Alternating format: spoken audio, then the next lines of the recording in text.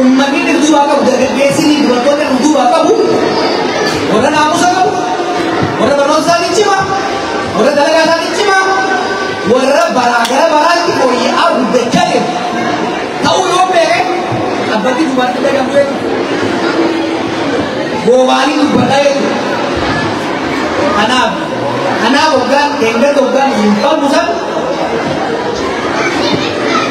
akka isin namoota waan beekuufi namootanii hedduu galatoomaa gara fuulduraas gara namoota shakkii kan qabu galatoomaa.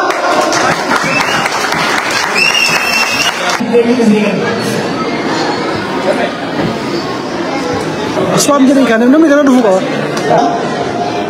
Ayyaanni hawaasa biyya kanaatti keessatti tokko komii asirraa qaburraa takkanaa deebisee jirta. Kagurra michirraasa. Isin hafte akka hawaasa kanaatti isin hafte komiin isin qaanatti biyyatti illee akka hawaasa gurgurti illee sirraa qabu. Bara 2018 namoonni hedduun jiranii situ dhufa jennee ganama baanee halkan asii galle dammaqaa fi jaafatu dhufa jaafara dhigaafsan. Lachuu amma yeroo kanaa dhufame gaafsa jedhu. Gaafa oomisha dhaabatee dhuftu hawaasni kun gaafuu seeraa gaafii sirraa qaba hawwiilee qaba dheebutee qaba. Hawaasa kana hamu nurra kukuufteetu magaaluma dubbaatiin baatee jalaaletta. Hawaasni kun gaafsa walitti bu'e. Ammallee har'allee nu keessa rakkootu jira. Hawaasni gaafa san sirratti wal dhabe. Maqaa keetiin hawaasni Faransaan kun wal dhabu gaarii miti. Siifillee nuufillee gaarii miti. Hawaasni keenya gaafsan irraa faffachaa gaafa hidhaa baatee dhuftedha. Har'allee baranallee hawaasatti nutti deebi'e ati hin beekta waa'ee galmaa irratti. Galma lamatu qabama. Galmi qabame kun hawaasni kun kafaluuf ta'a akka galma lachuutu. Inni kun osoo nuti jaarsa qabnaa, koominitii qabnaa, haalaaf ture haa jabaatu ture. Jaarsa biyyaa qabnaa, sheeka qabnaa, qaisii qabnaa keessatti maaliif wanti gurgurti deddeebiti? Maaliif hawaasa keenya kaasii diiguu taati? Hawaasni keenya sababa keetti maaliif wal dhabaa gaafii kana jedhu qaba? Waa'ee barana ta'errallee kabara darreerraallee ati ni beekta. Ani nama siyaasaati miti siyaasaa biyyaa irraa osoo hin ta'in ammatti bakka jiraannu kanatti yoo fayyaa qabaannee waliin nagaan jiraanne jaalalaadhaan bakka sirra dhufu kanatti yoo jiraanne bareeda. Hawaasni kun hundi bakka bakka irraa kan dhufe jaalalateetu.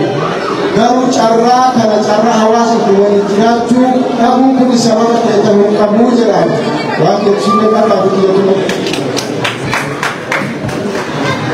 Aye, Asté Muhammad Umar. Kabiraawwan isgaafachuu barbaadu waa'ee dukkana innillee waa'ee madda baalee. Waa'ee madda baalee yoo dubbanne uummanni keenya riratee aanaa daabbaa walakkaa dabalatee lafa isaanii irraa buqqa'uu jira. Sababbiin buqqa'aa jiruuf sababa jeedalaati. Obboleeyyan teenya jeedala hanqattee haga 2017 dhumarratti buqqaatan jedhaniiranii humna gahaa qabnaa isin buqqifnaa jedhaniiranii fakkeenyaaf aanaa riraa ati hidhattee argiteer kana fakkaate naannoo sanitti uummanni hedduu tokko beekamaadha.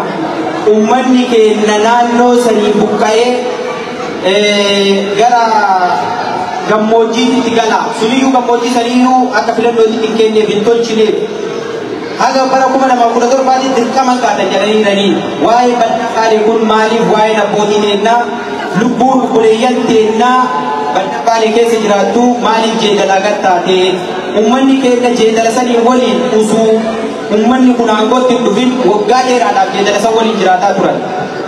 Meebii jeedala turte uummata keenya naannoo san isu duraa. Adillee waan kanarra waan dubbatu uumaa baay'een argine garuu haga 2017 dhumarratti uummanni sun akka achi buqqa'u yoo dhiqqaate irra qofa keessa abbaa warraa 600 ta'a. Aanaa daabbaa yoo dabalate gara 1,000 ta'a. Namni abbaa warraa 1,000 kun ijoollee baay'ee of jalaa qaba. Kana maal gochuu dandeenya? Akkamitti sagalee uummanni kunniin nu ta'uu dandeenye?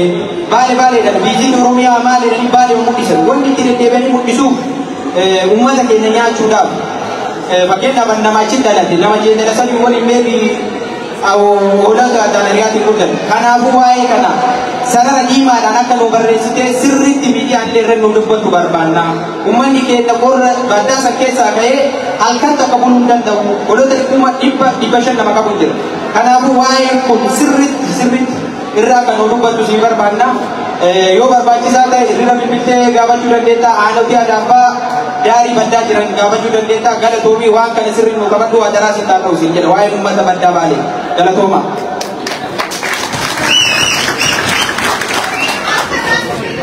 Asa keessan beekaa lama nu godhate nu gabaabsa.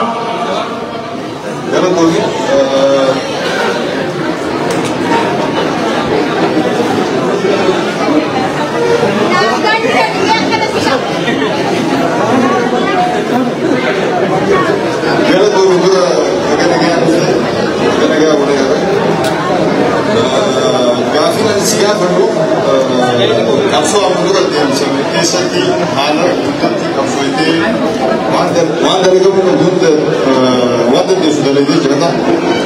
Sani kana tidin qabsoota na fuutanitti geessitanii ummata isaaniif hin malletti eegatanii dambooda